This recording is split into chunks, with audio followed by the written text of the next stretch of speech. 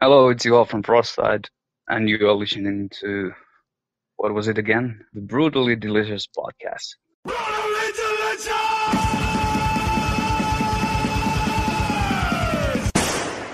Hey, you're listening to the Brutally Delicious podcast. I am Bruce. I'm Chris. And once again, we're going back to Finland. It seems that we're spending most of today. We're going to speak with Frosttide. Okay, and who are we speaking with from Frosttide? So today we are speaking with Juho. Who? You I cut out. see- You cut out, so I didn't. Oh, I thought you were being funny because I No. said who. It's vocalist and guitarist Juho Patinen, I'm going to say. I probably butchered it, but... Okay, wait a second here. So I'm going to figure out how to say the word. Oh, my God. Here we go. Juho Pohjonen. Juho. Juho God almighty. Juho. Nobody, Pohjonen. I guarantee nobody listens past the first 3 minutes of this freaking podcast. I was thinking we should save our banter for later because as soon as they hear our voices, they're like, fuck. I can't do this anymore. I wanted to listen to the band, not this fucking asshole bunch of pricks. Nice. At any rate, again, this is another band I wasn't familiar with until this morning or last night or whatever when I started doing research. And holy bejesus. Yeah. Three-piece. They call themselves three-piece melodic folk metal, but I'm calling them a blast in the face. This is hard and heavy, well-produced shit. Oh, yeah. I don't know what's going on in Finland, but I want to go. Yeah. Because, Or at least like import some of it over here to Virginia or something. yeah, I mean, there's a lot of good metal here too, but man, oh man, there's something in the water in Finland. I don't know if it's because it's fucking cold and dark all the time that they just say, fuck it, let's play some metal.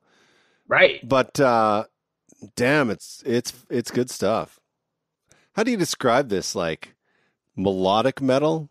Yeah, I think it's definitely extreme. I mean, it's pounding. Yeah, at first I was like, oh, this is going to be like a power metal thing, and then it No, wasn't. no, far from it. Yeah. What I like about it is we're in Finland most of today with a Finnish record label or some kind of record label from overseas, and we're spending a lot of time with these interviews in Finland. But there's some good stuff coming out of there. Man, like they said, it's like 1,500 kilometers. Yeah, And it's like, how many more good bands can there be? I mean, like, that's like, I think it's probably just barely bigger than the state of Virginia. yeah. But man, if you look at a lot of the stuff that I listen to comes from there.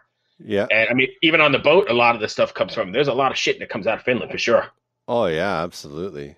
So these guys are a three-piece melodic folk metal band. That's what they're calling themselves. Whatever. I didn't see the folk in it, but I have not seen the folk in it either, but holy cow, they're good. Hey, they have a picture of them on 70,000 tons. what? On gallery? Yeah, I'm looking at pictures and Huh. Let's see. greetings from the independence of the sea.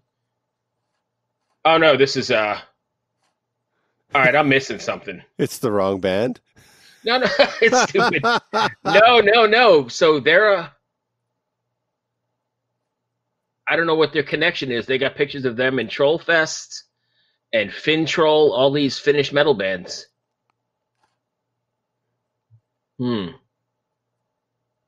have to reading their look. bio. I don't see. Oh, the band plays shows as a support act with Korpa Kalani, as well as performing Numi Rock 2012 Metal Festival together with the likes of Sabaton and Fear Factory. Oh, nice. Well, cool. I just love that how heavy it is and how, again, heavy and super well produced. That makes it even better. Oh yeah, they tour with Insiferium, Tyresis, Equilibrium, Nice. and it looks like they play with Korp Kalani and Fintroll quite a bit. That's pretty cool. Yeah. Both of those bands I love. So Corporal Kalani is one of my favorites. I love them. Oh, they're so fun. And real quick story. I guess Yanni, however you pronounce his name, but he did my first. He was the first guy to send the recipe for my cookbook like 10 years ago. Oh, for really? For those about to cook, and he sent this like Finnish recipe where they cook. He called it reindeer, but I guess any deer works. cook it deer with like a bunch of root vegetables in like a 6-pack of Guinness in the oven for like 10 hours. Oh, God, I bet you that's good. And I'm not a venison guy usually. I mean, I live in the heart of deer hunting country here, and I've never really tried. I mean, never really liked it, even though I've tried it a few times. Yeah. And then, so every recipe that was put in the book, I tried before I put it in it. I was like, holy shit, this is great. Oh, man, I'm going to have to try that. There's so many freaking deer in this state. It is unbelievable. Oh, yeah. Like, that was one thing when I first moved here. I was like, I mean, I've seen a lot of deer in my life, but not like at first I thought, oh, they must be protected species because there's so many. Right. And they're not just like in the country. They're in the middle of the city all over the place. They're everywhere. Oh, yeah. I mean, I live in a semi-rural area, but it's still, sort of built up. And I mean, there's a target probably a mile from my house. Just recently they had a deer that got into the sliding doors, like in the vestibule, and went crazy. And it had, I guess it was a male deer, it had a rack on its head, and it like busted all the windows out trying to get out. Oh my God. Yeah, no, I live like in the middle of a city basically. And if any place there's green space, especially in the summer and the evenings, there's deer everywhere. Yep. I took my brother-in-law golfing out here, and we went to this golf course up on the Potomac. Mm-hmm. And he was like, at what hole did you stop counting deer? And I was like, oh, probably hole 3. He's like, yeah. I got up to hole 4 and I was at 70, and I just said I can't count anymore. That's crazy. Yeah, there's so many. I actually hit one about 10 years ago. Coming home from work, I was working the midnight shift or the evening shift. Yeah. It was like 2 a.m, and I was just ripping down a country road doing like 60, and this fucker just jumped out. It totaled my car. I was fine, but it totaled my car. And then the stupid thing is alive laying on the side of the road, and the cop pulls up, and he's like, you want to take that with you? What the hell am I going to do with it? I'm calling a tow truck for the damn car because it's wrecked. What am I going to do with this thing? Yeah. Well, did you have a gun to shoot it at least? So he did. He took care of it. Yeah, he was going to take care of it and put it out of its misery, but I guess he didn't want to do the paperwork or call. So whatever. So yeah, I mean, I was like, no, I'm good. I just called somebody to come pick me up, and I went home. And yeah, that's one thing that's really weird around where I live. Like, you're driving down like a 4-lane regular street in the middle of the city, and there's dead deer everywhere. Yeah. Everywhere. And you get the turkey vultures with their heads stuck in their bodies, and they pull them right up the bunghole, pulling out their intestines. So disgusting, man. Those birds are so disgusting, those turkey vultures. Yeah, but think about it. So me and Denise had this conversation recently. Think about it. Without those birds, your neighborhood would smell like oh, it's crazy. Yeah, like a rotting meat farm. The city doesn't clean it up. They just leave them. Right, so they either get run over and mashed into the ground, or the vultures get them. Yeah, like in Canada, if an animal gets hit, it's like taken care of by like the government. It's just like, okay, we'll clean it up and it's done. But down here, they just hit the deer, get it on the side of the road, leave it for the vultures. Yep. So here's one last thing before we talk about real music here, what we're here for. Yeah. I worked for the county that I worked in for a long time for the 911 center. They had this guy who collected deer for like the hungry. Yeah. And so when people called in and said, hey, I hit a deer, and it's, it was within like a 2-hour window or something, he would go no matter what time of day or night you'd call him, and he'd go pick it up and then do whatever, clean it up or however they dress it, and then give it to people, who didn't have food.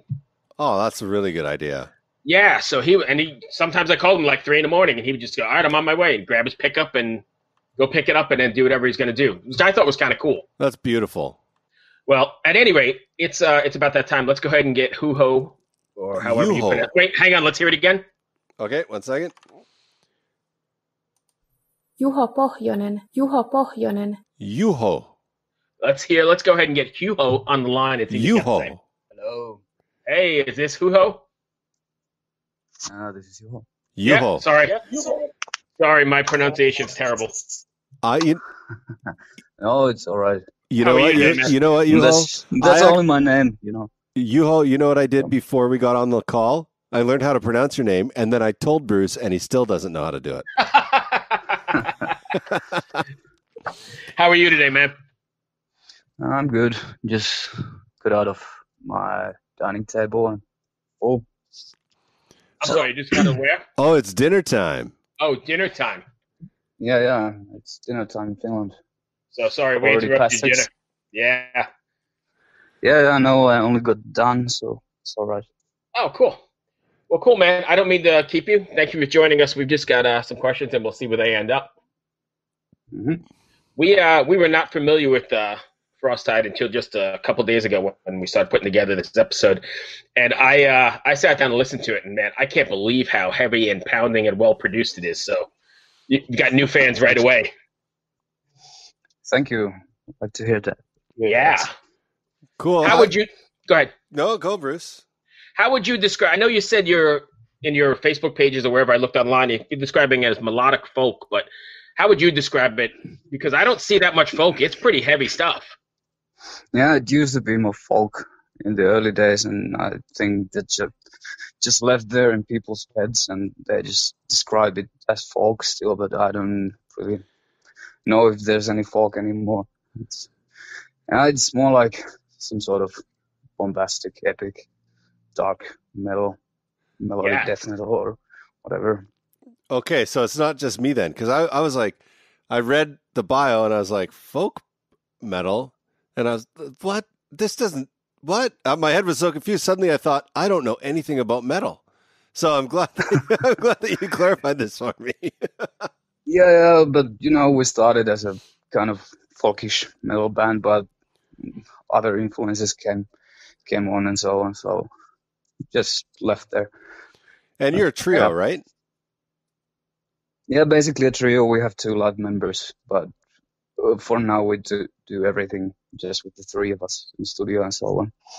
So officially 3 members, but live and stuff, we have 5 members actually. Oh, okay. Okay, yeah, because I was like, man, that is a massive sound for 3 people. I was just like... Yeah, it's like... I play like both of the guitars and bass in studio for now, and yeah. Ronas plays the drums and Felipe does keyboard things, and we'll go all those orchestral stuff together and sing all the choirs. Basically just the 3 of us. It's like... Yeah. So I've been, we talked a little earlier today. We've been doing interviews all day, but we talked earlier with the guys in the Silence, and we asked them the same question. Why do you think that there is so much good metal coming out of such a small country like Finland, as opposed to anywhere else in the world? That's a tough one. I wish I could answer that, but I think it really does have something to do, like, what we receive, like, early in our lives, like what we do sing in, like, school and stuff, and because it's always so dark, so it's kind of easy to catch up metal, but that's just assuming. I don't really know. I kind of like it. Whatever it is, I'm happy it's there. Yeah, me too. So what's a show? What's one of your shows like? Excuse me? What's it like to go to one of your shows? Hopefully fun. Hopefully fun. You guys have toured a lot with Corpaclani and stuff. How does that work out? I mean, they're kind of really folky. Is there any kind of difference in the crowd, or does it all go over the same? Yeah, well, I mean, like, we've toured with Corpaclani and Ciferum, Turisas, Wintersun, stuff like that. And usually because not too many people know us yet in there, right, because those bands are, like, big and, yeah. But those are kind of good opportunities. The people are usually... First, they are like, what the fuck is this shit? But right. After a few songs, they kind of start to dig it and wave their hands and all that stuff. Middle fists in the air. So. Nice. This is kind of a different question. Are metal concerts in Finland, like, packed all the time? Like, is it just full of metal bands, or is it also full of metal fans? You mean are the metal shows packed? Yeah, is there more metal bands and not as many fans, or is there a lot of bands because there's a lot of fans? Well, there's so many bands and so many shows going on that obviously, like, not all the bands in the evening get their audience, but right. Well, big bands or even a bit smaller bands get their crowds there too, so people still like to go to concerts and stuff, and there's also always somebody that from another band or something like that. So even if you play in a band, you still go to see the shows, most likely as Rock Police or something. Right. Okay. So when you guys are writing, I know you said it's mostly the three. Are you guys all writing together in the the traditional sense, or are you guys bouncing things back and forth on the internet? Well, basically, I write the demos and then we start bouncing back the stuff. Felipe wrote one song on the EP now, and it's pretty much how it goes. So usually I have the main concept for the song or whoever writes it, and then we start kind of putting it together and spice it up. Are you writing with the live setting in mind? Are you writing like how the song is going to appear on stage, or are you writing a song just for the record's sake? Kind of both. I just write what sounds good, and then we have the trouble to make it to the album, and then we have the trouble to performing it live, because we don't want to suck live, or like, how would I say it? It doesn't have to be exactly how it's on the record, but it has to work on both of them. And I don't really keep in mind that when I write stuff. It's just we worry about that later. That's right. Awesome. What's your feeling of so many metal bands these days using tracks live? I don't know. It depends. Kind of. For some it works. For some don't. We like to keep those as minimal as possible. Obviously, we cannot pull out those huge choirs and stuff live without actual choir. So right. That's pretty much there. But we cut down like some orchestral things that don't necessarily need to be there, or Felipe can do them by himself. Felipe basically plays everything. So I'm wondering how can he do it with only two hands, but right. manages. Right. My wife says that about me sometimes. How do you do all this with only two hands? Are you guys planning?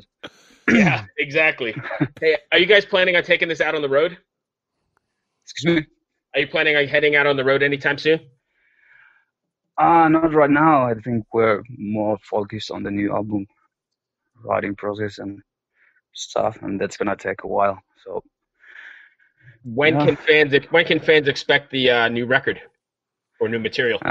Well, we didn't do any like real plans yet to stick up to, but we're working on that. So hopefully maybe somewhere next year or late this year. Cool. We don't know yet, so I cannot promise anything. Oh no. Where can fans go and find your music? Do you have a website? Yeah, we do have a website, basically ourname.com. Okay. And of course, obviously Facebook, Spotify, YouTube, anything that, we are all over social media. So. Okay. So it's. And the internet. Okay. Perfect. Thank you for taking the time, man. I appreciate it. Thank you. Thank you. Have a good night, man. Hey, good luck with the record. Have a good night. Yeah, you too. Have a good day. Thanks. Righto. All right. Bye. Bye. All right, what is up? It is Pathos back again with another pick of the day right here on the Brutally Delicious podcast. Come to you from a secret bunker in an undisclosed location in fear for his life for the coronavirus. But here to comfort us, I have some amazing power/death metal, everything Dragon Force should have ever been. I give you Napalm Records' Crimson Shadows with their EP, The Resurrection, and this track you hear underneath me is Betrayed by Thy King. You don't hear a lot of power metal with death metal infused into it, so that instantly piqued my interest. Hailing from Toronto, Canada, combining the fiercest elements of power and death metal with crushing, guttural vocals, 3-part vocal harmonies, seraphic guitar work, formidable bass, and miles of breakneck drumming. I didn't have to look very far for this week's pick of the day. After hearing these guys, I instantly knew I wanted to tell everybody about them. The production on this album is a sonic experience that you do not want to miss. They nail every single part on this EP with the highest form of musicianship, leaving lowly musicians as myself to just bask in the absolute glory that they bring on these tracks. It truly is a journey that power metal generally takes you on, but they add the death metal vocals, which takes it to a place that it should have always been. Why aren't more bands doing this? You can go to their Facebook page right now and check out the video for this. It had over 15,000 views in one day. That is amazing. Great job, guys. So as always, go to all their social media pages and give them a like and a follow and a share. Find their stuff on YouTube, support Napalm Records.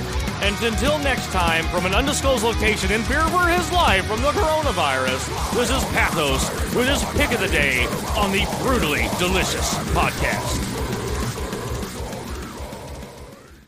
Hello out there! Yes, hello out there, everyone. I'm Hal Schwartz. And I'm Flynn McLean. Together we host None But the Brave, a podcast dedicated to the music and career of Bruce Springsteen. Bruce and E Street Band are on tour right now for the first time in 6 years, and we're taking a detailed look at what's happening on stage in our bi-weekly episodes. We've also been recently joined by some very exciting guests, including rock journalist Warren Zanes and Stephen Hayden, Backstreet's Magazine founder Charles Cross, and Barstool's Kirk Minahan. If you're a diehard Springsteen fan, this is the show for you. So please subscribe to None But the Brave on your favorite podcasting platform, and we hope to see you further on up the road. Thank you so much. We'll be seeing you.